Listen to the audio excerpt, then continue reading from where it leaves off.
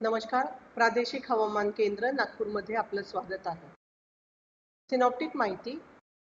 वातावरणाच्या खालच्या थरातील एक चक्रीय परिवलन नॉर्थ वेस्ट मध्य प्रदेश आणि लागतच्या भागावर स्थित आहे. यावर आधारित पुढील 3 दिवस हवामानाचा अंदाज असा आहे.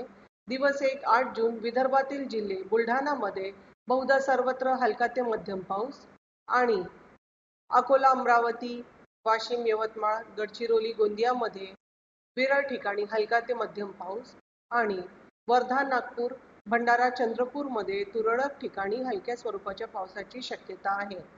दिवस 2 9 जून विदर्भातील जिल्हे बुलढाणा, अकोला, अमरावती, वाशिम, यवतमाळ, गडचिरोलीमध्ये विरळ ठिकाणी हलका ते मध्यम पाऊस आणि वर्धा, नागपूर, भंडारा, गोंदिया, चंद्रपूरमध्ये तुरळक ठिकाणी हलक्या स्वरूपाच्या पावसाची शक्यता.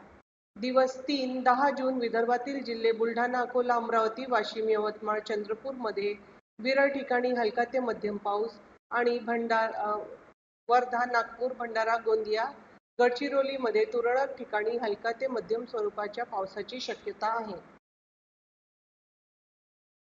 हवामानाचा इशारा.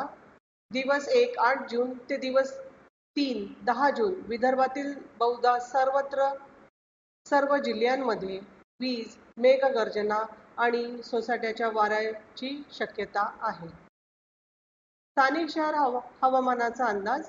येणाऱ्या आठवड्यात विदर्भातील बहुतेक शहरांमध्ये वीज, मेघगर्जना, सोसाट्याच्या वाऱ्याची शक्यता दर्शवली आहे. कमाल तापमान.